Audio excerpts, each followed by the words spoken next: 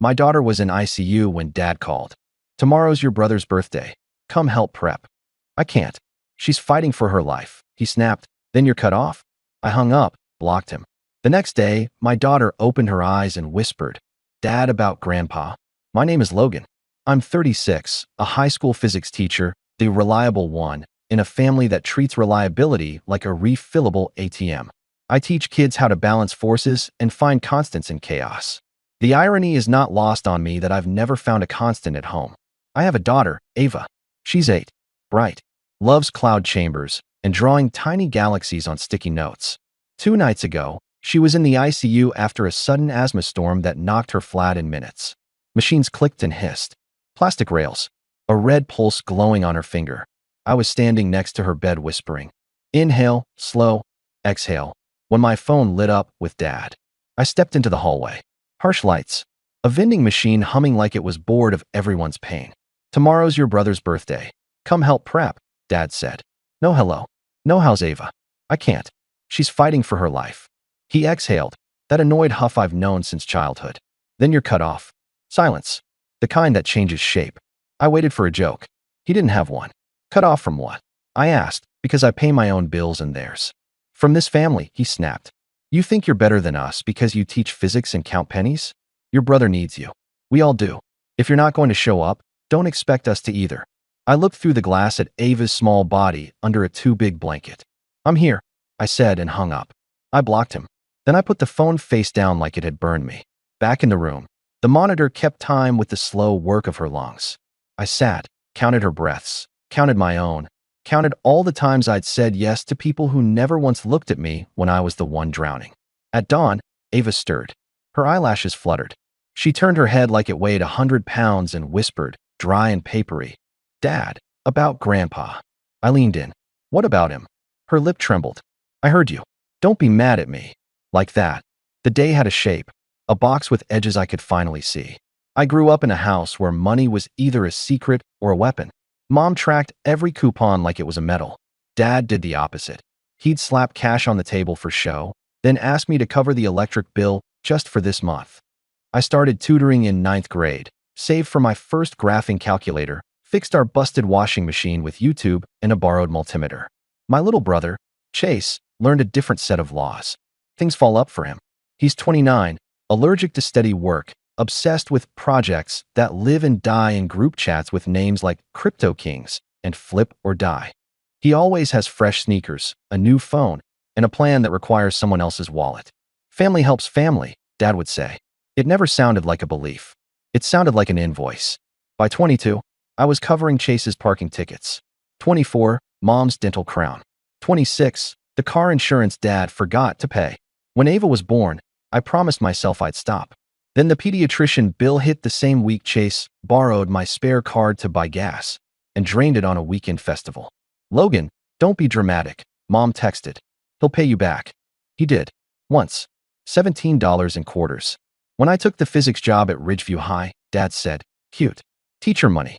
He meant convenient. He meant predictable. He meant we can plan around you. The family group chat is a museum of how that played out. Screenshots of my pay stubs. Photos of repairs I did in their kitchen.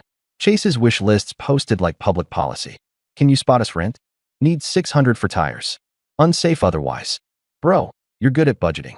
Help me not drown. Help me not drown always meant throw yourself in with me. 2 months ago, Chase called at 1 a.m. I need $2,000 by morning. I'm in a bind. What bind? Long pause. Muffled laughter somewhere behind him. Inventory. Inventory of what? Don't be a cop. Logan. I sent nothing. The next day I woke to, wow, family is supposed to show up, for Mom. Dad added a thumbs up and don't be stingy. That week, my principal offered me a paid summer curriculum project. I said yes. I said yes because extra income would plug the holes Chase drilled through my budget. I said yes because I wanted to buy Ava a new nebulizer for home so we'd never run down our stairs with a towel over her head again. I said yes and sent Mom a screenshot of my plan. No more loans. Please stop asking. She replied, so you think you're better than us now. Then came the wedding invitation I couldn't afford to attend. Chase's friend, $150 plate. Family table must chip in for open bar. The group chat lit up while I was grading labs. Chase, Logan can cover the bar deposit. He owes me. Me? For what? Chase, for being born first. Dad, enough.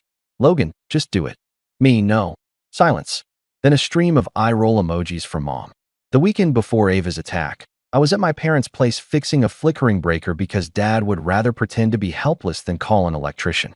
Chase hovered like a fruit fly. You know the party's next week, he said. I want sparklers. And a projector for the backyard. We'll screen old videos. I'm not buying those, I said without looking up. Who said buy? Rent, bro. He grinned, tapping my shoulder. Put it on your card. I'll pay you back. I'm good for it. You're good at saying that. He blew out a breath through his nose. You always make things hard. Dad came in with his performative, tired voice. Don't start. Logan, your mother says we need sides and a cake. Chase has enough to worry about. His job? I asked. Dad's eyes went flat. His life. That was the last normal conversation I had with them before the hospital. And even that was a stretch to call normal. Ava's attack hit like a car. 1 minute she was coloring a diagram of a magnet. The next she couldn't pull air all the way down. We drove to the ER with hazards on. I talked her through the math of breath. Count to 4 in, 6 out. She nodded like a soldier. When they wheeled her to ICU, my shirt was damp with sweat and fear. At midnight, while a nurse hung a fresh bag, my phone buzzed. Chase, tomorrow's my prep day. You getting the cake? I typed, we're in ICU. Then I put the phone away. He sent a confetti gif. At 1 a.m., Dad wrote, we'll need your cooler. And the folding tables. At 2 a.m., Mom added, try to be cheerful when you come. Don't bring that gloomy energy. I turned the phone face down. I didn't reply. It didn't matter. They would keep asking until I said yes. The call at 6:42 a.m. was Dad's final draft of that pressure. It came out like a threat because that's what it was. Then you're cut off. His favorite tool. The thing he didn't expect. I could use tools too. By mid-morning, Ava's oxygen settled into a low rhythm. The doctor talked about steroids and observation. I nodded and took notes because that's what I do. I collect facts. I build problems into solvable shapes. My problem wasn't the bill. I had insurance and a second job and a folder of emergency cash I protected from my family like a child. My problem was a 20-year habit of being the adult in a system that punished adulthood. And now they'd said it out loud. Cut off. Dad, about Grandpa. Ava had whispered, eyes heavy, like she knew I needed permission I shouldn't need. Don't worry about him, I told her. Worry about you. But I was already running the math. The breaking point wasn't a scream. It was a stack of facts. At noon, while Ava slept, I stepped into the family lounge and opened the group chat. The last message was from Mom. Remember to bring napkins. Under it, Chase had added a link to a $400 projector. This one, THX. I typed, Ava is in ICU. I will not attend the party. I will not pay for anything. Do not contact me today unless it is about Ava. I watched the typing bubble flicker like a heartbeat. Dad, your grandmother would be ashamed of how cold you are. Chase, bro, it's one day. Don't make it about you. Mom, stop trying to control us. We're celebrating family. I took screenshots. Then I hit the little info button and switched the chat to muted. Next, I opened my banking app. I scrolled through the list of authorized users on my old Costco card. Somehow my father's name was still there from when I'd added him to get points on groceries during lockdown. I removed it. I closed the shared gas card I'd been paying since my 20s because it's simpler if it's all on one account. I changed the Amazon password I'd been too tired to change for months. Then I called my union's legal line. Hi, I need advice about boundaries with family and harassment. I said, voice steady, heart bucking. Are there debts? The rep asked. Just habits dressed up as debts. Document everything, she said. If they escalate, we can talk restraining order. Start with clear written boundaries. I wrote 3 sentences and sent them individually to each of them. Effective immediately, I'm no longer providing money, credit, or labor for family events or expenses. Do not use my name or accounts for purchases. Contact me only regarding true emergencies about health and safety. Chase responded first. LOL, okay, lawyer man. Then another, so you're really not getting the cake. I put my phone in my pocket and took Ava's hand. The machine ticked. The room was small and manageable. For the first time in a long time, my life felt the same. At 3 p.m., Dad showed up at the hospital. He didn't text first. He didn't bring flowers or a book for Ava. He brought his voice. He stood at the foot of the bed, looked at my sleeping kid, and then at me. Grow up. I stood. Lower your voice. He pointed at my chest. You embarrassed your mother in the chat. You think you're some kind of hero because you pay a few bills? You think that gives you power? Not power. Boundaries. He scoffed. Same thing when you use them to hurt people. The nurse peeked in. I lifted a hand. We're okay. We were not okay. I stepped into the hall. Dad followed. Here's what's going to happen, he said. You're going to unlock that card. You're going to bring those tables. You're going to show your face for your brother. No. His jaw twitched. Then you're cut off. You said that already, I told him. And I accepted. He blinked like I'd spoken a language he didn't know. Then he tried a new one. What about when we're old, Logan? What about when we need help? You'll leave us to rot. I felt a calm click into place, the kind that only shows up when you finally stop bargaining with people who never bargain in good faith. I will help with health and safety, I said. Not parties. Not debts. Not projects. Not lies. His voice rose. You think you're better than us. I pictured Ava's small hand on mine. I think I'm better than the version of me who kept saying yes and called it love. He took a step closer, eyes bright with anger. You ungrateful. Leave, I said. You're scaring my child. He looked past me at the bed and, for a second, I thought he might soften. He didn't. He turned and left with a muttered, "Don't come crawling back." I didn't. I went back to the beeping, the plastic smell, the important work of counting breaths. At 5 p.m., the monitors flashed a gentle green hill. The doctor smiled. She's turning a corner. Ava's eyelids fluttered. She whispered, Dad, about Grandpa, it's okay. I squeezed her hand. It will be. And I meant it like a decision, not a prediction. The aftermath started with a quiet I didn't trust. My phone stopped buzzing. The group chat that lived in my pocket like a small storm was suddenly a blue-gray sky with no alerts. At 9 a.m. the next morning, a nurse pulled the curtain with a smile. Look who's waking up. Ava opened her eyes all the way. Hi, she croaked. Hi, I said, tearing up in a way that made me feel both foolish and clean. I told her we'd watch cartoons on my laptop. She asked for the one with the robots who learn about friendship. We watched an episode with subtitles because the sound of beeping was enough noise for both of us. At 11, I stepped out to refill water bottles and check work email. 3 new messages greeted me. One from the principal. Take the time you need. One from a parent whose son finally understood Torque after my after-school demo. Thank you. And one from Dad. A single line that said, return the tools you borrowed. Borrowed. The drill I bought him when his hand-me-down finally died. The latter I'd kept in my trunk because their gutters were a hazard. The word tasted like metal. I didn't reply. At 1 p.m., Chase called from an unknown number. I answered on the second ring because I wanted the control of that choice. Wow, you blocked me, he said. The sounds of a party drifted behind him. Clatter, laughter, a playlist full of songs that think they're better than you. You at your birthday? I asked. Yeah. Mom says you're trying to ruin it. I'm at the hospital. So dramatic, he sighed. Listen, the projector place won't accept Dad's card. Just put it on yours. I'll Venmo. No. A beat. You're really going to do this to me? I'm really going to do this for me, I said. And for Ava. He tried a different angle. Grandma would want us together. Grandma would want you to grow up. He swore at me, then hung up. 2 hours later, a cousin I hadn't heard from in a year texted, What did you do? Your dad's pacing. I typed, nothing, and put my phone away. By evening, the party posted itself online without me. Photos appeared on my feed because people forget where the lines are. Chase with a sparkler that someone obviously bought on a credit card. Mom in a crown. Dad pretending to slice a cake with a bread knife, like it was cute to never have the right tool for anything but criticism. The next day, the real fallout began. My dad sent a message to the family group chat. Logan stole from his parents. We trusted him with accounts and he locked us out. Mom added, he abandoned his family when we needed him most. Chase piled on with screenshots of half-truths. A Venmo request from months ago labeled gas. A blurry photo of my Costco card next to a grocery receipt like he'd found evidence of a crime. Then aunts and uncles arrived like they always do, late and loud. A teacher shouldn't act like this. Your father raised you. Family is family. I didn't answer in the chat. I wrote individual responses. Ava was in ICU. I set boundaries. If you message me about anything else, I will mute you. Half of them stopped. 2 didn't. I blocked them. Chase escalated. He went for the predictable move, money. A $900 DoorDash charge hit my closed gas card. Then 3 subscription signups on the Amazon account I'd just locked, as if wishing it open would open it. Then my phone rang. Bank fraud line. Suspicious activity? The rep asked. Yes, I said, and my voice didn't shake. Family misusing an old linked card. We walked through the charges. I told the truth without the old shame. Cancel. Reissue. Close. Remove all users. A pause. The rep took a breath like she recognized the pattern. I've got you, she said. Anything else we can secure today? My piece, I almost said. Instead, that's all. Thank you. That evening, Mom called from her number even though I'd blocked it.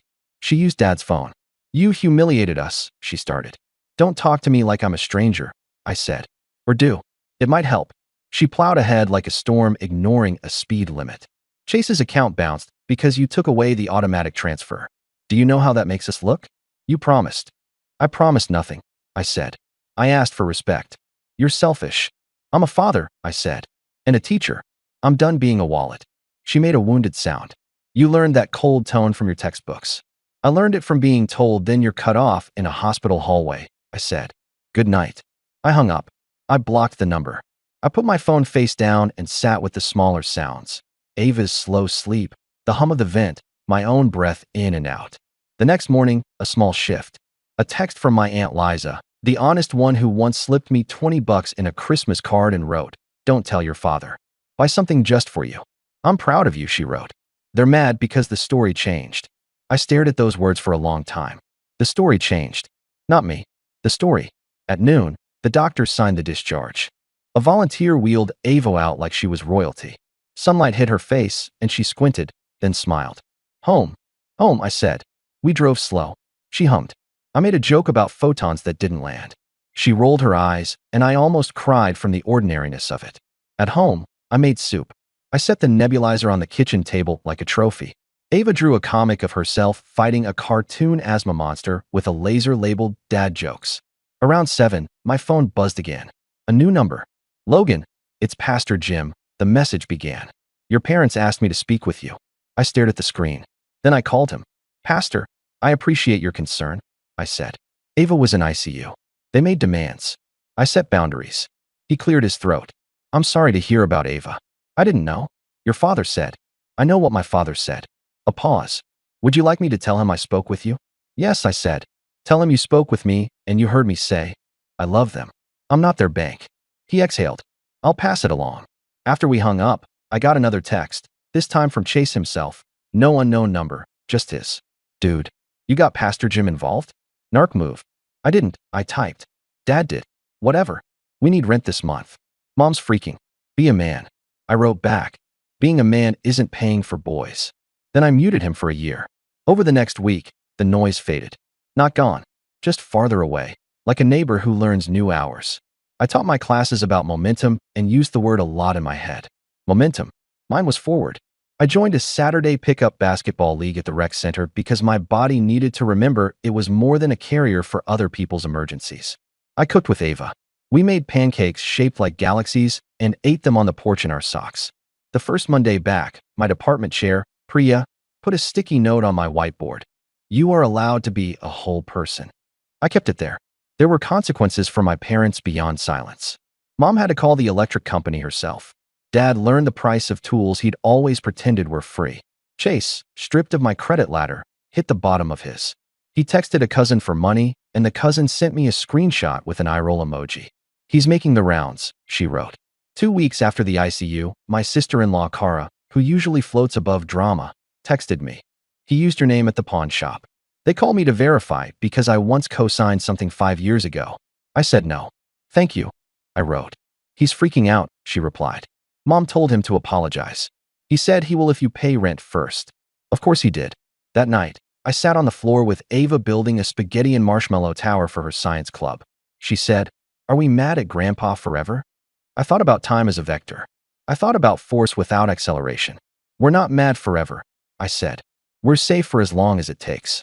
She nodded, took a marshmallow, and announced, I'm eating the apex. She did. It collapsed. We laughed. Closure didn't arrive with apologies. It arrived as a quiet decision that stayed put when people tried to move it. A month after the ICU, Dad texted from a new number. We miss Ava. Let's talk. I wrote, we can talk here. He called. I let it ring out. He tried again. I answered. He started soft. How is she? Good, I said. Thanks for asking. A pause. He wasn't used to the exchange costing him anything. We want to see her, he said. Your mother misses her. You can, under conditions, I said. No money talk. No insults. No surprise visits. If you break the rules, Visits stop. Silence. That's extreme, he said finally. It's healthy, I said. It's new for us. That's why it feels extreme. He tried one last angle. Family doesn't need rules. Family that needs rules the most says that sentence the loudest, I said. Text me 2 dates that work. We'll meet in a public place. If it goes well, we'll try again. He hung up without answering. An hour later, a text. Sunday at 2? We met at a botanical garden because Ava likes the koi pond. Mom brought a small stuffed star she bought at the gift shop on the way in. She handed it to Ava like it made up for everything. Ava hugged it anyway because she is herself. We walked. We watched fish. We ate pretzels. They didn't mention money. They did, however, nudge at the edges. Maybe on your brother's next birthday, Mom began. Stop, I said gently. We're here for Ava. She pressed her lips together. Dad cleared his throat. For an hour, we were a family in the ordinary way I'd always wanted. Ava told them about her comic. I told them about a student who built a Newton's cradle out of forks. Mom told us a story about her grandmother I'd never heard because usually the stories are about checks. When it was time to leave, Dad put his hands in his pockets. We want to do better, he said, not looking at me, but near me. We'll try. I'll respond to trying, I said. Not to threats. He nodded once. No promises. Just the smallest movement in the right direction. On the drive home, Ava held her star and said, I like the fish. Then, after a beat, you didn't let Grandpa be mean. I didn't, I said. It felt like a metal pinned inside my chest. That night, after she fell asleep, I sat at the kitchen table and made a list with 2 columns. What I will do and what I will not do. Will do. Answer calls about health and safety. Show up for hospital, for real emergencies, for the small soft stuff that makes a life. Will not do. Fund parties, cover debts, be coerced by shame, accept insults as currency. I stuck the list to the fridge next to Ava's Galaxy magnet art. A boundary so ordinary you could mistake it for a grocery list. A week later, Priya asked if I wanted to lead the physics team to regionals. I said yes. Ava drew our team a banner with comets and wobbly equations. We ate pizza in the lab. I laughed in a way that didn't feel careful. Sometimes at night, when the house is quiet, I replay that hallway phone call. Then you're cut off. I used to hear it like a door slamming. Now it sounds like a hinge replaced. The door swings, but I choose when to open it. Ava asked me again, Dad, about Grandpa. About Grandpa. I told her, we love people from a safe distance when they refuse to be safe up close. That's all. She seemed satisfied with that, the way kids can be when you answer the actual question instead of the one you wish they'd asked. I can teach her the laws of motion. I can teach her the math of breath. I can also teach her that love without boundaries is not love. It's a leak. So here's my simple ending, the one I wish I'd learned sooner. I am not a bank. I am not a buffer. I am not the oldest son whose purpose is to hold up a house that refuses to repair its beams. I am a father, a teacher, and a man who learned to say no without apology. And this time, when I said it, I meant it. I chose us, not out of anger, out of relief.